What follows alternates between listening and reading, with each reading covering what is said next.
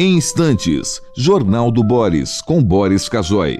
Um jornal independente e apartidário. Um sobrevoo pelos principais fatos do Brasil e do mundo. Política, economia, cultura e esporte todas as manhãs. O Jornal do Boris começa daqui a pouco, às 8 horas. Enquanto isso, você que assiste pelo YouTube, não deixe de se inscrever no canal. Deixe seu like nos vídeos, seus comentários e lembre-se de ativar o sininho para ser notificado sempre que postarmos um novo vídeo, com as análises precisas de Boris Casoy sobre os temas mais importantes do noticiário. Para você que acompanha pelo Facebook, curta a página oficial e deixe seus amigos bem informados, compartilhando sempre nosso conteúdo diário. No Twitter, o perfil oficial de Boris Casoy é o @bcasoyoficial. O Jornal do Boris começa já, às 8 em ponto. Você está convidado também a seguir o perfil oficial no Instagram, buscando por @Jornal do Boris Verdade. Lá você encontra fotos raras, objetos antigos da coleção particular de Boris Casoy e fica por dentro do cotidiano deste jornalista com mais de 60 anos de carreira.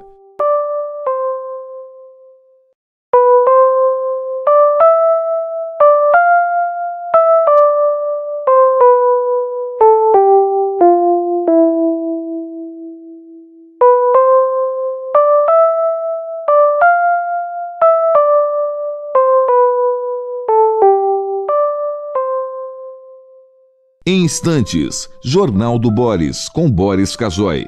Um jornal independente e apartidário. Um sobrevoo pelos principais fatos do Brasil e do mundo.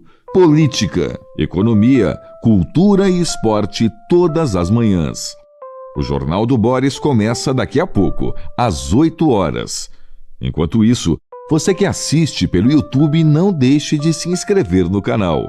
Deixe seu like nos vídeos, seus comentários e lembre-se de ativar o sininho para ser notificado sempre que postarmos um novo vídeo, com as análises precisas de Boris Casoy sobre os temas mais importantes do noticiário. Para você que acompanha pelo Facebook, curta a página oficial e deixe seus amigos bem informados, compartilhando sempre nosso conteúdo diário. No Twitter, o perfil oficial de Boris Casoy é o @bcasoyoficial. O Jornal do Boris começa já, às 8 em ponto. Você está convidado também a seguir o perfil oficial no Instagram, buscando por @Jornal do Boris Verdade. Lá você encontra fotos raras, objetos antigos da coleção particular de Boris Casoy e fica por dentro do cotidiano deste jornalista com mais de 60 anos de carreira.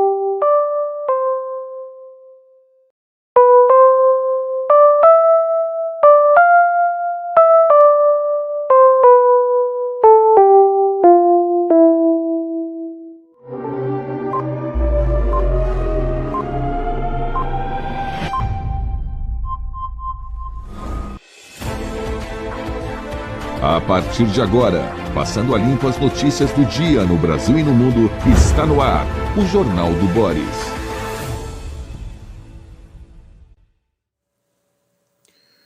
Bom dia, muito bom dia, está no ar o Jornal do Boris. O Jornal do Boris é um sobrevoo pelos principais acontecimentos do Brasil e do mundo a partir das primeiras páginas dos jornais. E vamos a elas. Vamos começar com o Globo.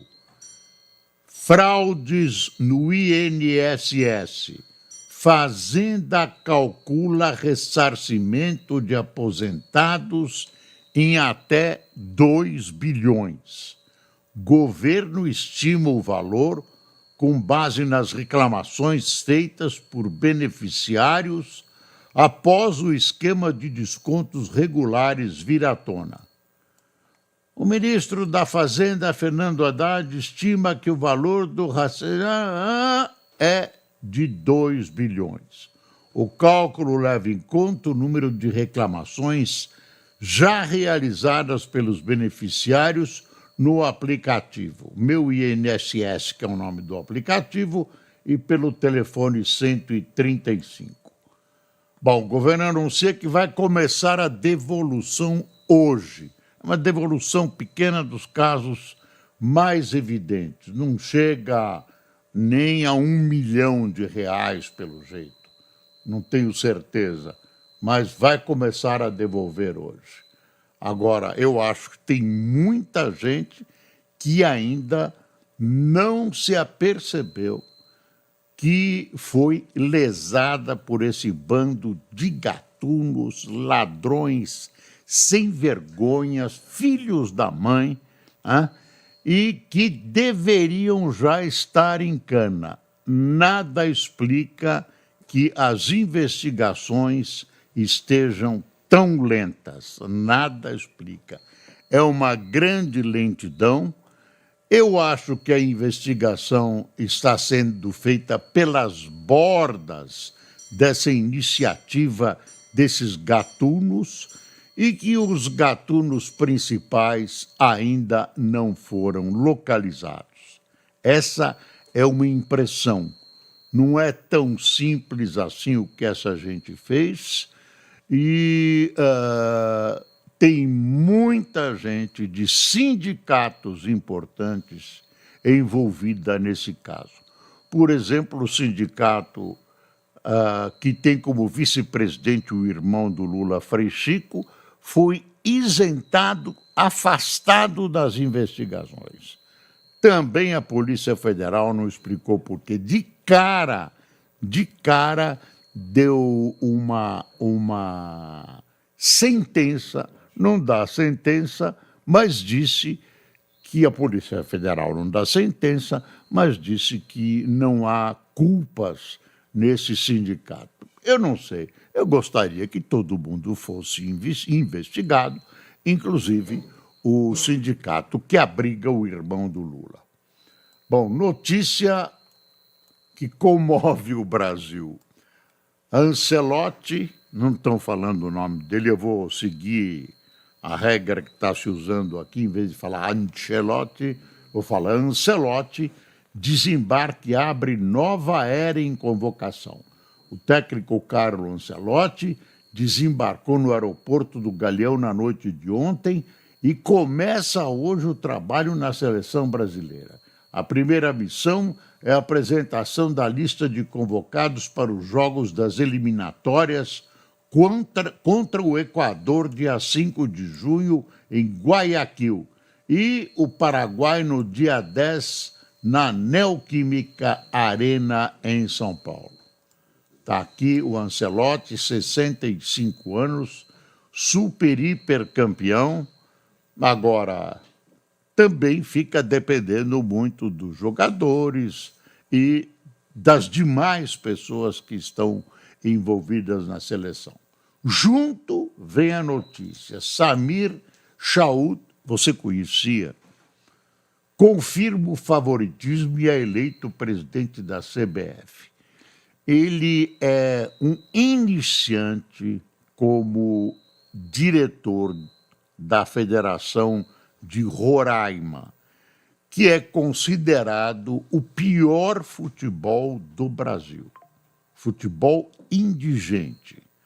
Ele era absolutamente desconhecido no meio nacional, no meio esportivo nacional, foi candidato único, tem o protesto de vários clubes, ele é médico, tem problemas anteriores com a justiça, nada de crime grave, etc., mas tem coisas, empresas que fecharam, demandas, quer dizer, não é uma figura da maior pureza e tudo isso também não é um criminoso.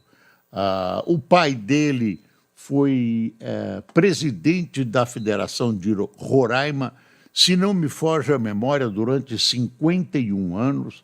Quer dizer, essa coisa de futebol é mal de família. Ele desponta, né, médico, de repente, não menos de repente, como presidente da CBF, nas vésperas da disputa de um campeonato mundial. Olha, desejo a ele boa sorte, mas eu acho que as preliminares não são as melhores. Cabe a ele negar essa visão, que não é só minha, de que ele não é o homem talhado para esse cargo neste momento. Depois o Palmeiras é derrotado pelo Flamengo, aqui em São Paulo, né, com um gol de Arrascaeta, que alcançou a artilharia do Brasileirão. Ayrton Lucas, o Flamengo venceu o Palmeiras no Allianz Parque, chegou a 21 pontos, um a menos que o rival paulista. Palmeiras continua na liderança. O Santos voltou a jogar, o menino Neymar jogou, entrou no segundo tempo, dizem que teve uma atuação discretíssima. O Hugo Calderaro, você vê que comecei pelo esporte hoje. O Hugo Calderaro, nosso grande campeão de tênis de mesa, foi derrotado pelo chinês, que é o primeiro colocado. Não é o primeiro colocado, mas ganhou o Mundial. Não é o primeiro colocado no ranking, mas está lá em cima. E a prata conquistada no Mundial por Calderari está aqui, o Globo também considera isso. Tênis de mesa faz história. Hugo Calderano conquista prata inédita em Mundial.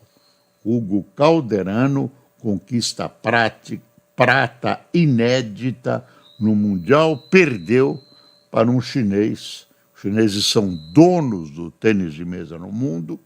Ele perdeu, mas ganhou uma medalha de prata, o que é já muito importante. Um pouco de quebra desse monopólio chinês não vai fazer mal de ninguém. Tá aí, dá uma espiada nessa notícia. O avanço do plantio de soja está suprimindo o verde em Bonito, Mato Grosso do Sul, um dos principais destinos do turismo ecológico. Entre 1985 e 2023, a área devastada foi de 90 mil hectares, o equivalente a 126 mil campos de futebol. Deixa eu dar uma mudada de jornal. Olha o valor aqui. IOF mais alto encarece crédito em quadro de juros já elevado. Olha, essa do IOF pode ser interpretado de maneira simples da seguinte maneira: o governo está numa sinuca de bico e precisava de mais dinheiro para tratar de determinados furos dentro do seu plano econômico. Isso acabou ficando evidente e, na ânsia de arrecadar mais, o governo cometeu um erro que os economistas dizem ter sido um erro crasso, que foi aumentar na área internacional. O aumento do tributo, está aqui, o aumento do tributo torna mais pesado o custo de empréstimos e financiamentos. Ao mesmo tempo, pode abrir espaço para o BC manter a Selic. O governo recuou numa parte, mas o estrago político sobre o governo Lula já está feito. O governo foi precipitado, não examinou com profundidade as consequências do que estava fazendo e mais, acabou demonstrando que há um racha muito forte dentro do próprio governo sobre a condução da política econômica nesta quadra da governança Lula. Então, eu não sei o que vai acontecer, espero que o governo tenha uma perspectiva.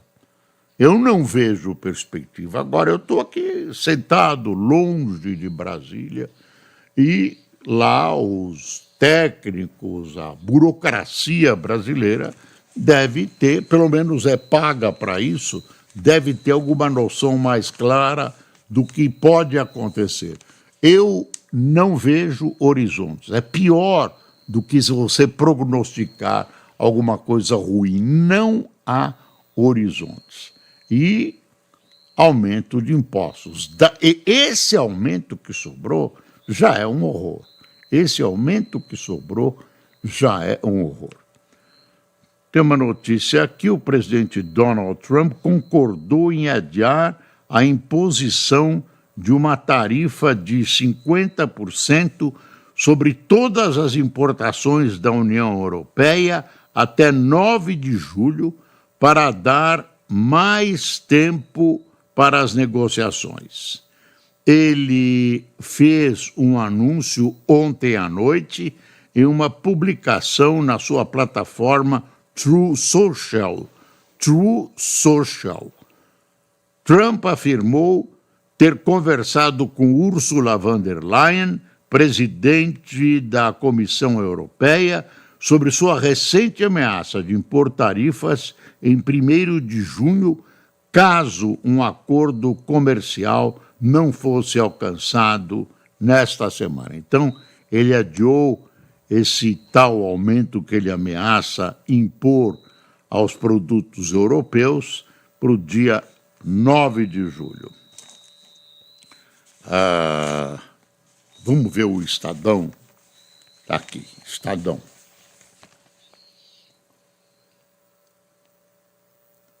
Está aqui uma visão de uma das avenidas principais de São Paulo, que é a Rebouças, que andou meio esquecida, andou cheia de obras e tal.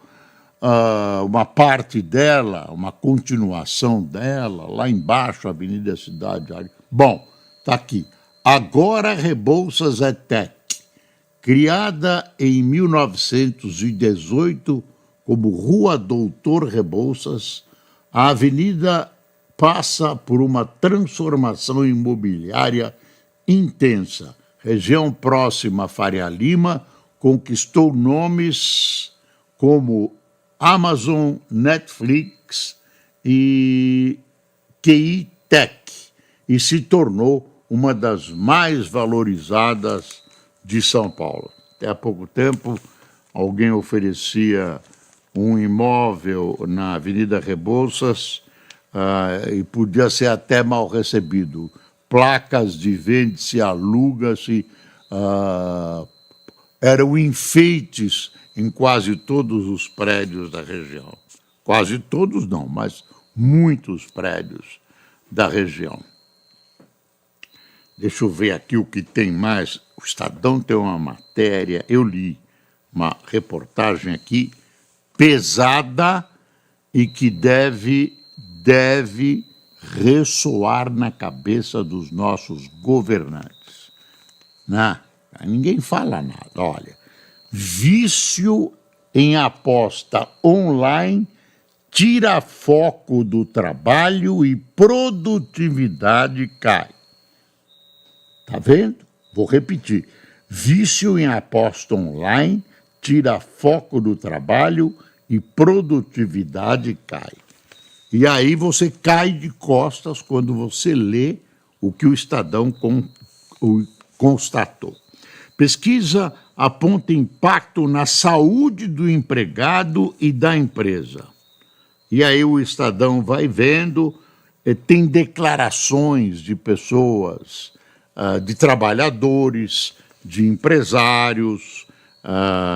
É uma pesquisa, não é uma simples, é uma análise profunda do que está acontecendo.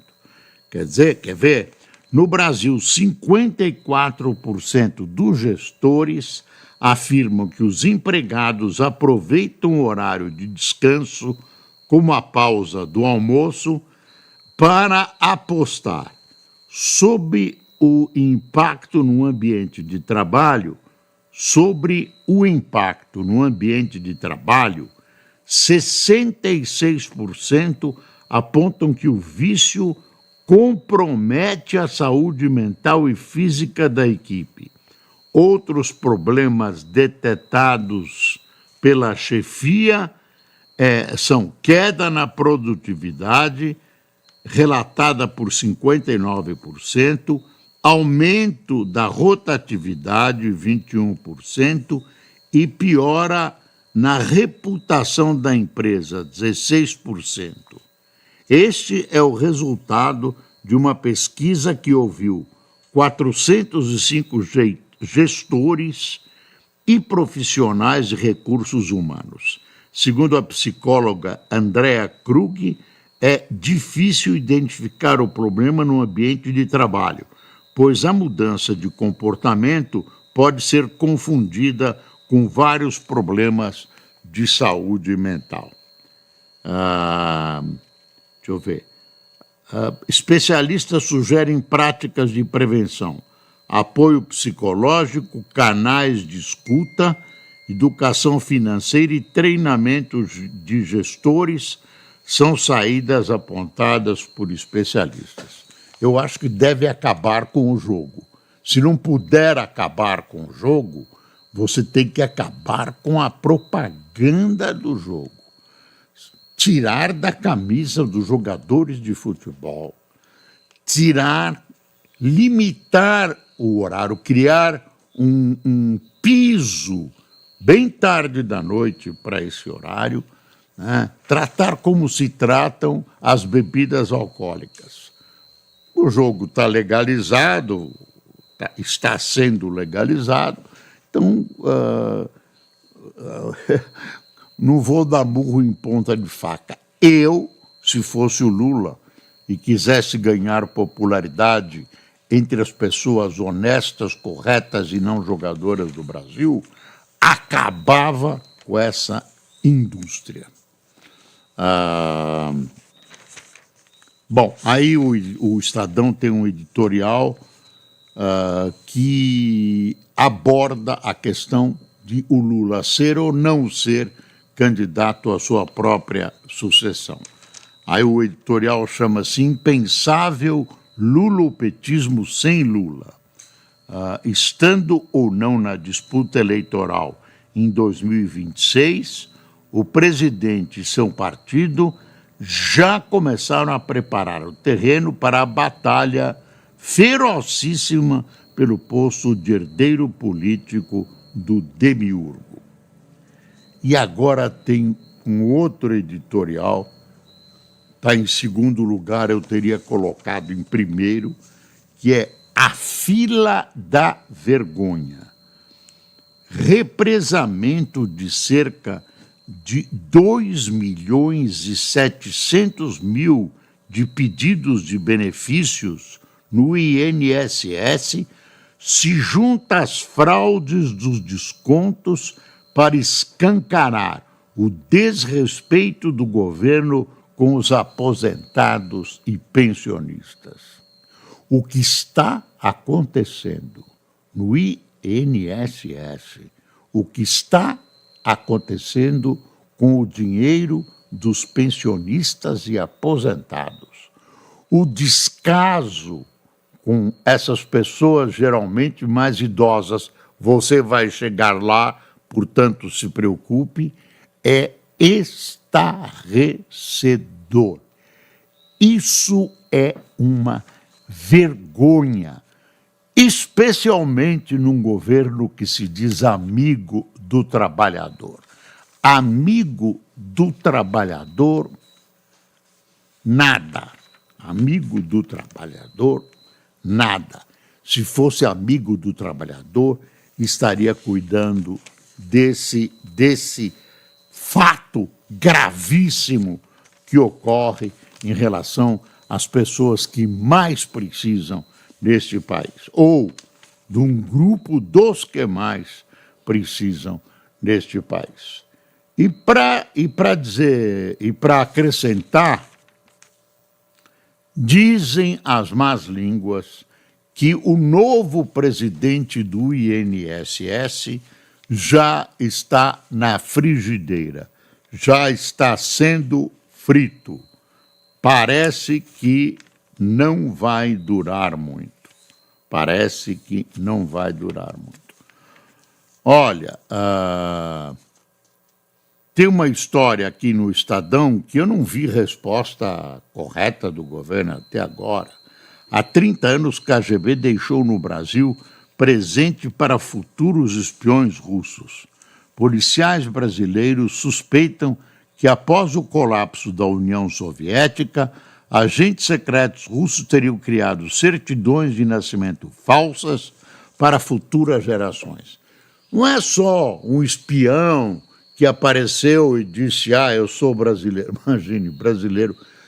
Tem uns que criaram uma vida aqui, não conseguiram abolir o sotaque, que já denuncia que não são brasileiros, mas pode ter brasileiro com sotaque estrangeiro. Eu lembro, por exemplo, o professor Mangabeira Unga, que tem um sotaque muito inglês, mas fala português corretamente. E esses têm um sotaquinho russo. Mas é o seguinte, como é que esses caras conseguiram certidões de nascimento brasileiras? Tá bom, não é difícil, os cartórios aí, enfim, até aí, tudo bem, não precisou nem falsificar, mas depois eles conseguiram passaportes brasileiros. Isso precisa ser investigado. Eles tinham passaportes e não eram falsificados, eram originais. Que história é essa? Quem anda levando nisso? Isso não acontece sem querer, não. É produto de funcionário ajudando essa espionagem russa. E a isso o governo tem que dar uma resposta. E até hoje não deu. Aí volta o assunto do vício em aposta online, tira o foco de trabalhadores e afeta a produtividade. Especialistas sugerem a empregadores a adoção de práticas de prevenção, eu não acredito. Pronto.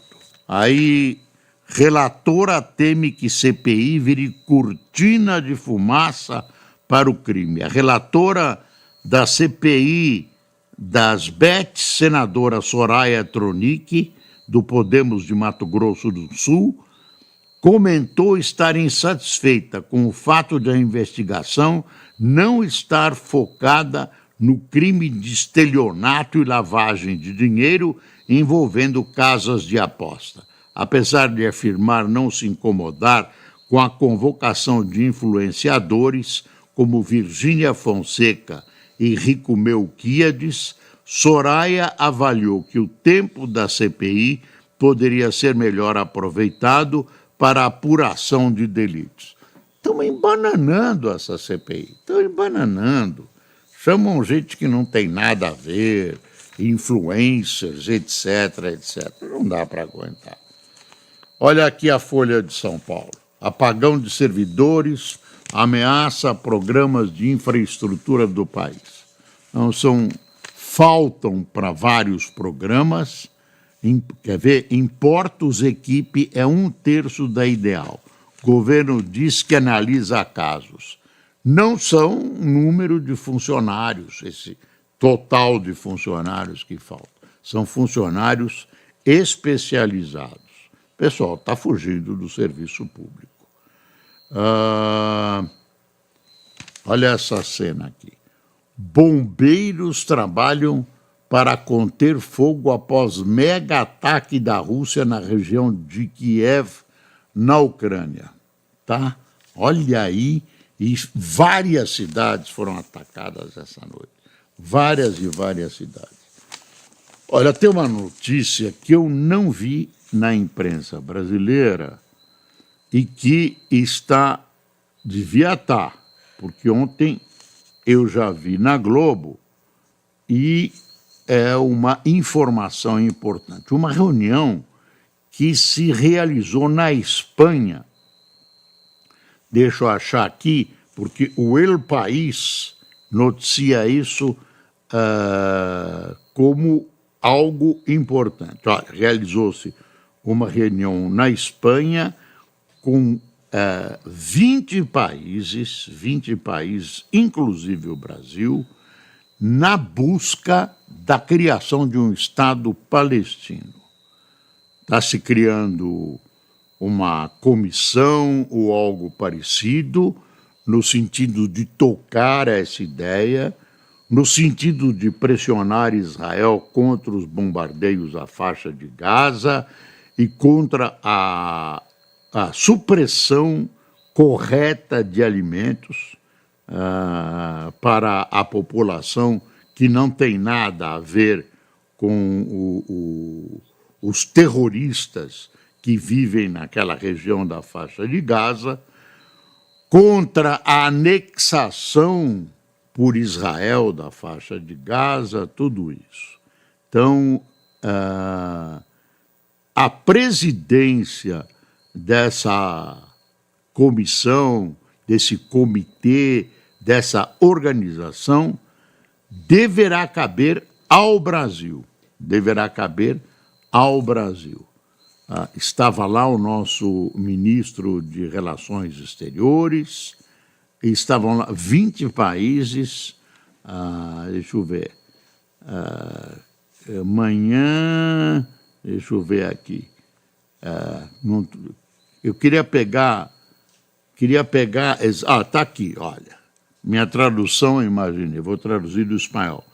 Ministro do Exterior, representantes de 20 países se encontram reunidos em Madrid para chegar a um consenso de uma resposta a Israel capaz de frear o plano de ocupar Gaza e anexação de todo o território, anexação e ocupar Gaza, anexando-se todo o território da franja. Entendem que a solução de 2 estados é a única alternativa de paz. O Netanyahu não quer essa solução de 2 estados. Espanha promove uma coalizão internacional para pressionar Israel com sanções que permitam romper o bloqueio a Gaza. À reunião assistem os maiores países da União Europeia e do mundo árabe e muçulmano, além do Brasil. Buscam a forma de frear a política de fatos consumados. Estou perdendo aqui. É o meu problema de incompatibilidade, às vezes, com... Então, política de fatos consumados de Israel. Então, você vê que as coisas estão se tornando sérias. A política de fatos consumados que pratica o governo de Benjamin Netanyahu com a cumplicidade dos Estados Unidos. Nos informa Miguel Gonzalez, que é o repórter. Bom, é uma notícia importante. Pessoalmente, eu acho muito difícil, nesta quadra, se firmarem 2 estados. Acho que esses países estão fazendo um esforço válido, um esforço correto para que se alcance a paz, mas dificilmente o Benjamin Netanyahu e seu governo, basicamente de extrema direita, quer formar o que chamam de a grande ou o grande Israel, que é uma maluquice que os judeus no mundo não podem aceitar. É uma coisa terrível deslocar os árabes ou concentrá-los numa pequena franja da pequena franja de Gaza ou mandá-los para ali. Isso é uma loucura. Isso é uma loucura. Bom, quem tomou café conosco?